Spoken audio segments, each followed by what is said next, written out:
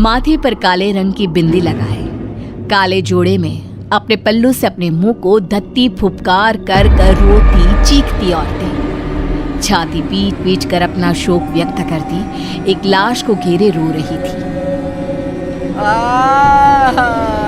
रो रे, छाती पीटो रे, ठकुराया तेरी बेटी गई है, रोना कैसी माँ है रोती नहीं। ठाकुर साहब बोलो, कुछ तो बोलो था।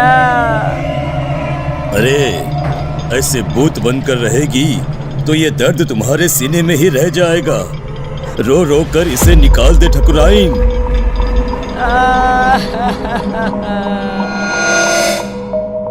राजस्थान में ये प्रथा सदियों से चली आ रही है। किसी भी राजा या जमींदार के घर किसी की मौत पर रुदाली को शोक मनाने बुलाया जाता था, जो 12 दिनों तक चला करता था। ये किस्सा शुरू होता है राजस्थान के एक गांव बिलासपुर के जमींदार प्रेमनाथ के घर से। ठाकुर साहब के घर किसी चीज की कोई कमी नहीं थी, नौकर चाकर सारी खुशियां, बस था नहीं तो एक बच्चा जो उन्हें पिता कहे। प्रेमनाथ अपने बगीचे में बैठे उदास चेहरा लिए सोचते हैं, कब मेरे आंगन में नन्ही सी जान खेलेगी, कब? अरे इतनी संपत्ति किस काम की है? भगवान पर भरोसा रखिए साहब, वो सबका ख्याल रखता है। कल ही मेरी लुगाई को सपना आया था कि ठकुराइन एक बच्ची के साथ खेल रही हैं। क्या सच में? तो वो श्राप जो हमारे वंश को लगा था। अरे अरे अरे, कितने समय बीत गए ठाकुर साहब, अब काहे का श्राप? कितने दिन ही छिपा करता है, हैं? अब तो आप खुशियां मनाइए। माली की बात सच निकली और ठकुराइन गर्भ से रही और 1 साल में ही उन्होंने एक नन्ही सी जान को जन्म दिया, जिसका नाम निशा रखा गया। निशा यानी अंधेरा, घोर अंधेरा। और निशा की पसंद भी कुछ ऐसी ही थी। बचपन से उसे काली चीजें संजोने का बड़ा शौक था। हे भगवान, ये काली गुड़िया कहां से ले आई? फेंक इसे निशा, डर नहीं लगता तुझे?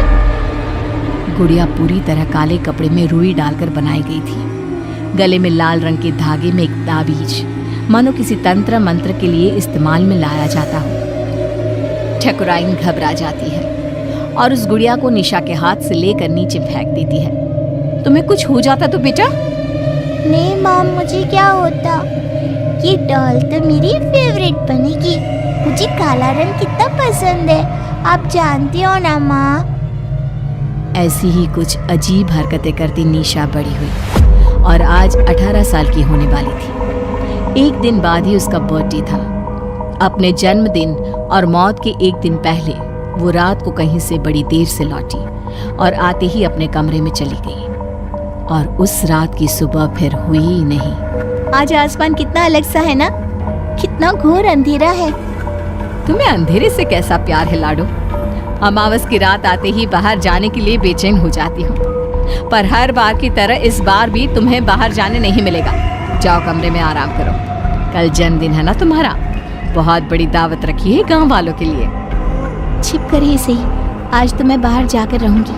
18 साल की हो गई हूँ, बच्ची थोड़ी ना हूँ। मेरा बर्थडे तो बाहर ही सेलिब्रेट होगा। ठीक 12 बजे निशा छिपकर बाहर चली जाती है और सबके सोने के बाद वापस लौटकर सीधे अपने कमरे में जाकर लाश की तरह बिस्तर पर गिरती है और एकटक खिड़की के बाहर ही देखती रहती है, मानो कोई बाहर आसमान से उसे देख रहा हो। रात के 3 बजे। ओ अंकल, जल्दी चलो ना। निशा के आगे लाइन में लगा हुआ आदमी अपने हाथ को शरीर से अलग कर निशा के हाथ में देता हुआ कहता है, अरे परेशान कर दिया है, अब आगे वाला बढ़ता नहीं तो कैसे बढ़ूं मैं? इस हाथ से उसे नीचे जलते आग में धक्का दे दो। ये सब क्या है? गुनु काका, आप तो पौधों को पानी देते हो ना, आप यहाँ और हम सब कहाँ जा रहे हैं? और आपके हाथ कैसे कटे? यहाँ कोई किसी का मालिक नहीं और कोई किसी का नौकर नहीं छोटी मालकिन। मौत के बाद तो सब बराबर है, सब। काश अपनी बेटी से जीते ही मिल पाते हम। कोई नहीं, तुम मेरे पास आ गई। खैर, देखो हम मर चुके हैं। कल रात ही तुमने भी दुनिया को अलविदा कह दिया। अब तक तो तुम्हारे शरीर को जलाने की तैयारी भी शुरू हो गई होगी। रात को तो मैं घर पर अपने बिस्तर पर लेटी हुई थी, फिर क्या हुआ? काका ये सब क्या है? मैं सपना देख रही हूँ ना, मुझे वापस जाना है। निशा चारों तरफ देखती है। चारों ओर भूत पिशाच तड़प रहे थे। हमें जाने दो। जल्दी हो गई। काका, काका मुझे बहुत डर लग रहा है काका। कुछ आत्माएं स्वर्ग और नर्क के बीच में फंसी रह जाती है। ये वही दुनिया है। प्रेत लोग। अब पता नहीं कब तक यहाँ रहना होगा। काका मुझे बचा लो प्लीज।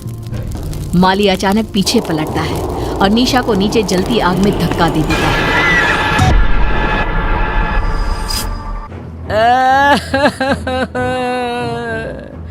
अरे लाश के अंगूठे में धागा तो बांधो। सबके इंतजार में तुम लोगों ने शाम कर दी। अरे अब रात को लाश को जलाया भी नहीं जाता।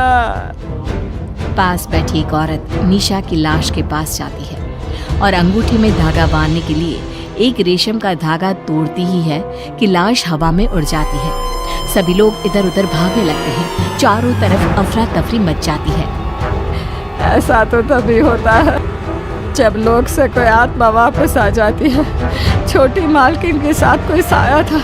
इसका शरीर जला दो वरना ये सबको खा जाएगी। न जाने क्या लेकर लौटी है। कंचन रुदाली निशा की लाश को पकड़कर उसके सीने में एक पत्थर रखकर उसके कान में कुछ बोलती है। क्रिया कर्म की कोई रस्म किए बिना ही सभी निशा की लाश को जला देते हैं। चली गई मेरी बिटिया।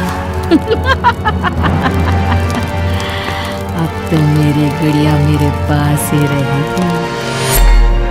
आखिर क्यों प्रेमनाथ के मालिक ने प्रेत लोक से निशा को बचाया? उस अमावस की रात क्या हुआ था? कंचन ने कैसे उसे अपने बस में किया? जानने के लिए देखिए कंचन रुदाली पार्ट 2।